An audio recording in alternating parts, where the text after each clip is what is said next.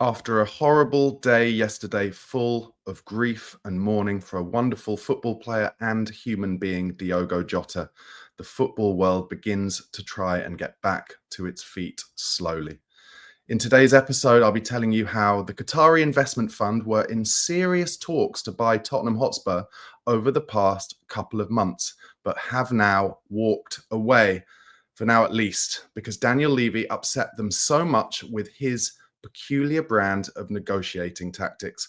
I'll also be telling you about Spurs' latest bid for Mohamed Kudus, as well as interest in a few new potential transfers, all on today's episode of Daily Tottenham News. Guys, thank you so much for watching or listening wherever you are. Please, if you're on YouTube, give this video a like, do subscribe to the channel. You can also find me on the audio platform, Spotify or Apple Podcasts. Just go over there, type in the Spurred On podcast and give me a subscribe or follow. But let's get started with this incredible story. I remember just around the time of the Europa League final, there was some kind of serious rumours that Spurs were in talks. Daniel Levy was in talks with the Qatari investment fund about a potential sale of the club, either a full sale, 100%, or a minority investment. And all the talk was that potentially, if it was going to go through, we would hear about it towards the beginning of next season. Now, if you haven't listened to the Lab podcast, which is a kind of sister podcast to the Fighting Cock, hosted by Flav Bateman, please do go over and give that a follow or a subscribe. It's a really good podcast.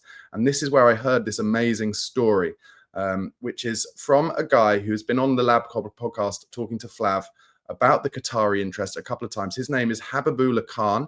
He's on Twitter as well. And he tweeted this, which is his kind of, in a nutshell, take on what has happened with the Qatari talks with not just Daniel Levy, but also Joe Lewis as well, which shows just how serious the Qataris were. He said this: Qataris have a lot of investments in England. They wanted to regenerate Tottenham as an area, as a sign that they are going to be long-term partners and investors in the country. So the tube station was critical for them, i.e., if they wanted to buy Tottenham, they really wanted to have some kind of surety that they would be able to build a tube station that would link from Seven Sisters to the Tottenham Stadium. However, Sadiq Khan, the Mayor of London, said no to them. He has an internal rivalry within Labour with David Lammy, who is the MP for Tottenham, and he did not want to hand David Lammy a big win. So that's one side of it, the kind of political side of the Qatari interest and where that has gone.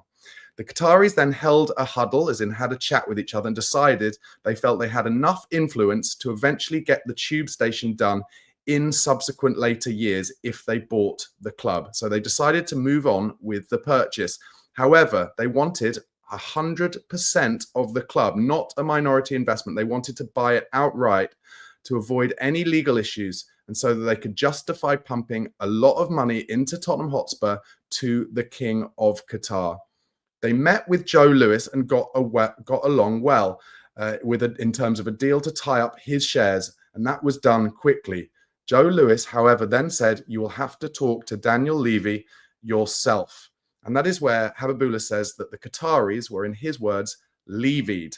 He goes on to say this: the pattern they faced is very similar to what clubs trying to buy good players from Spurs, or that Spurs are trying to buy from them, have constantly described. Levy basically coming back with another request and moving the goalposts on what constituted a deal. The Qataris, who are worldly wise and business savvy, eventually just walked away from the deal, saying that this is no way to do and conduct multi-billion pound or multi-billion dollar business deals.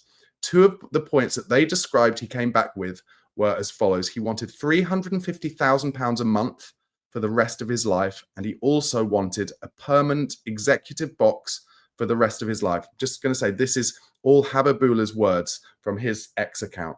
The Qataris even said that if he came with these unreasonable demands all at once, then maybe they could have gotten it done. But the cycle of consistently moving the goalposts, having a meeting request, then confirmation of that meeting, then the meeting happening, then getting alignment on the deal, only for the goalposts to move again, frustrated the Qataris so much that they then walked away.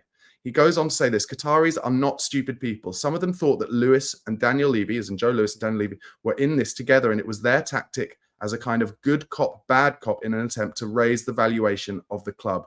But there was one very potent piece of feedback. One person who had access in the room to the negotiation thought that Levy had an obsessive dependency on Tottenham, as they felt that this club was his entire identity. He felt that Levy would sabotage every deal for Spurs under the guise of negotiation because the gig of being Tottenham chairman is just too important to him. And psychologically, it brings him a sense of importance, control, and power over millions of fans that he feels will be irreplaceable in his life.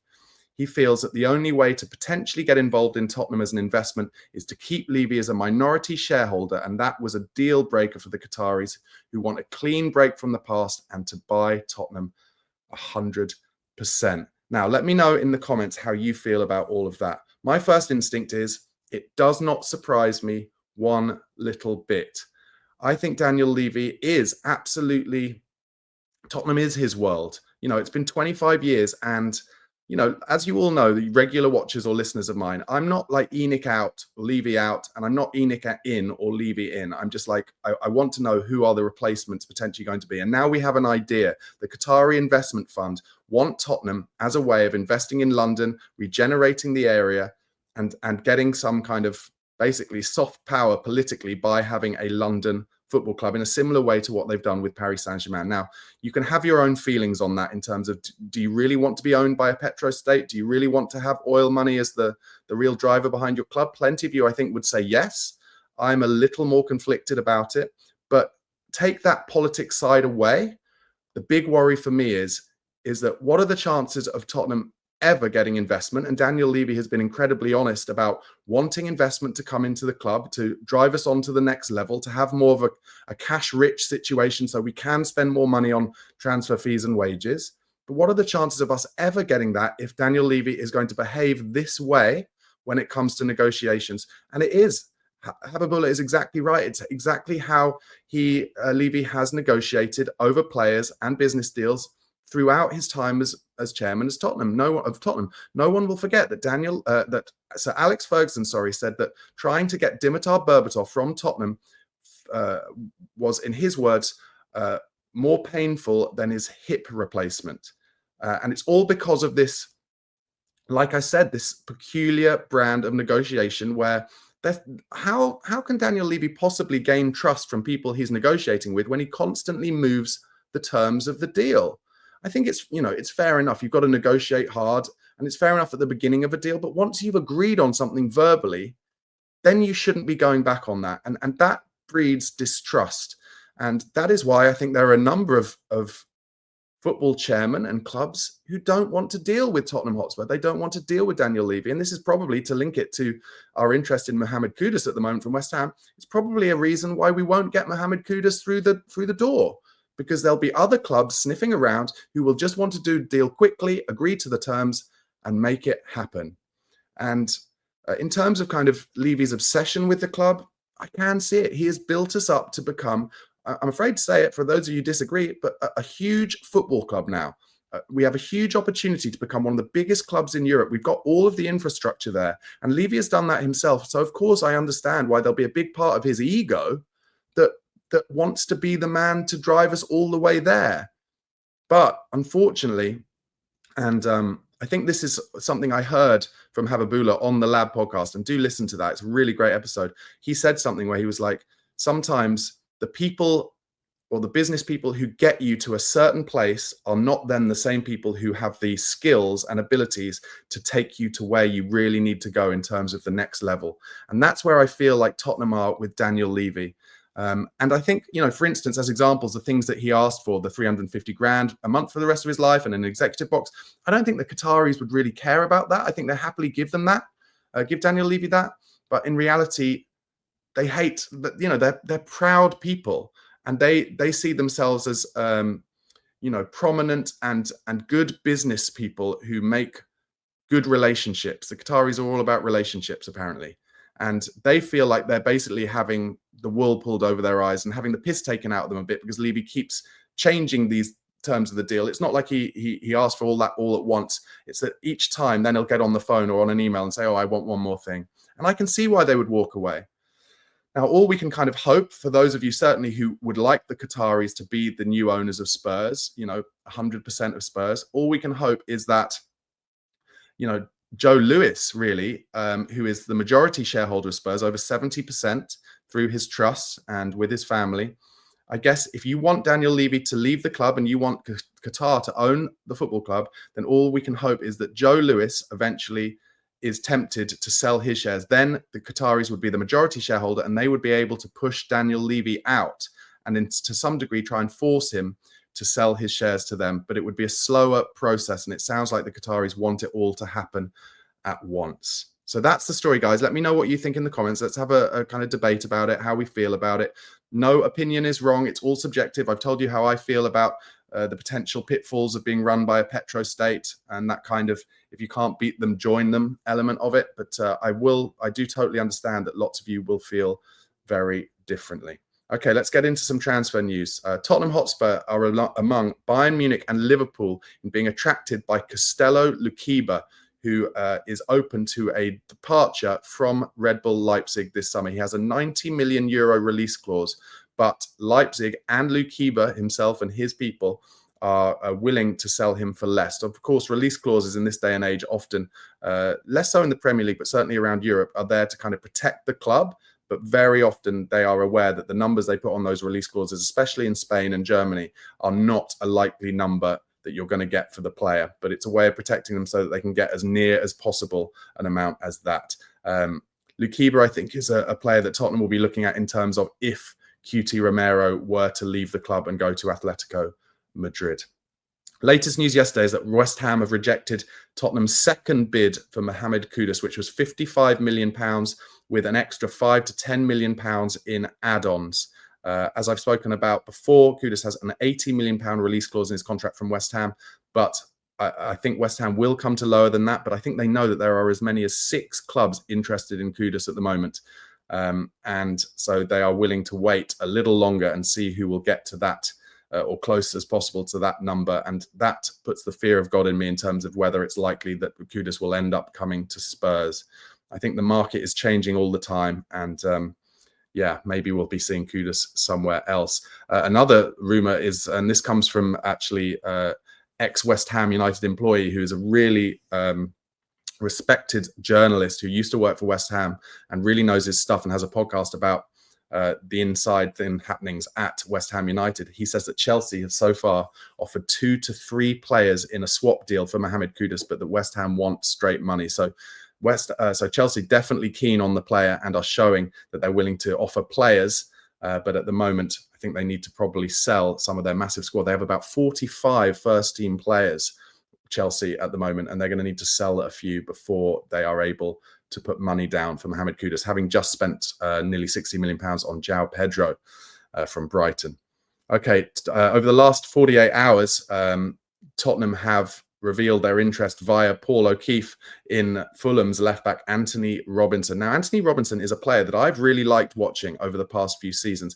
However, whenever I've seen there being some potential interest for Robinson to join Tottenham, a lot of the kind of knowledgeable Tottenham tactics people on social media have said that he wouldn't suit Ange Postecoglou's system. Well, now that Ange has left and Thomas Frank has come in, I think Robinson would be a really great rotation option with Destiny Udogie, and that is one that I would be really keen for Tottenham to pursue. I think he's done really well at Fulham, gets up and down incredibly well, great engine, really good deliverer of a final ball, and can finish as well. So if Anthony Robinson were to come to Spurs, that is one I think that that would really excite Tottenham fans in terms of finishing off our back 4 rotation options, or back 5, of course, because Robinson could also play as a wing back.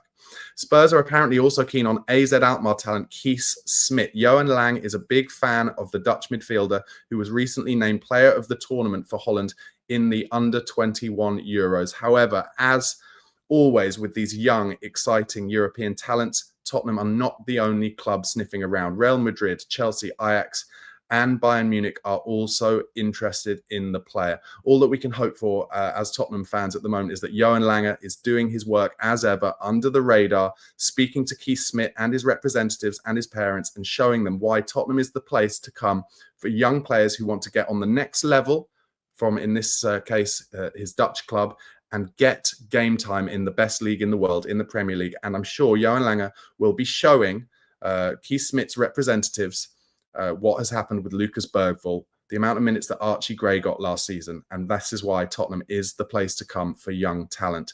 Of course, as ever, Chelsea sniffing around, and they will be able to offer him more wages. But realistically, would he get game time at Chelsea? I don't think so.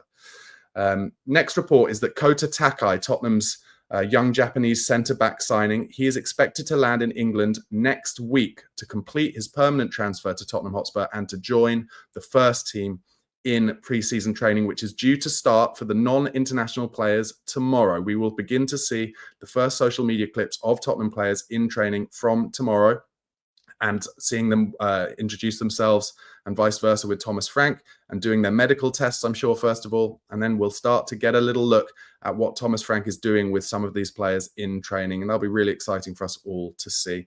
Some other Spurs news, the famous Bill Nicholson gates that stood proudly in front of White Hart Lane for generations are now being put up around the new Tottenham Hotspur Stadium. I do wonder once again whether this is something that Vinay Venkatesham, the new CEO, has told Daniel Levy needs to happen as a way of creating a bond between Tottenham Hotspur, the club, and the fan base. There have been just little mutterings, little rumours of things that the club are now trying to do to reach out to the supporters more. And I'm here for it. And I'm really liking some of the stuff that Tottenham are changing since Vinay has come in as CEO. He seems to be a people person, a communicator, and understands all these little fine margins that you can add in between the club and the fan base to really help improve the atmosphere around the club. Ex-Tottenham legend Jermaine Defoe has given some quotes on Thomas Frank. I think this is interesting. He says, I spent a day with Thomas Frank last season. I went to Brentford with Justin Cochrane, who's Thomas Frank's assistant now at Spurs as well, who was the coach there. I spent a day just to watch training and how they did things there, and it was amazing. I was so impressed. Unbelievable, man. An unbelievable coach. For all the Tottenham fans listening, you've got a top manager there. So that's exciting to hear. There's no reason why Jermaine Defoe needs to say that. He just really rates Thomas Frank and Justin Cochrane. So I think that's exciting. Jermaine was also talking a little bit about Daniel Levy. And he said, and this is a good way to finish off this video after the big talk about Daniel Levy at the beginning and some of his negative traits. Well, Jermaine Defoe puts a different spin on it. He says, do you know what it is with Daniel Levy? People just don't know him. He has this sort of perception. Daniel is a proper businessman. I know people have opinions, but if you want to go into business and run a club, who would you look at? The best training ground, the best in class, the best coaches in the academy, the best stadium, and he has managed to do that.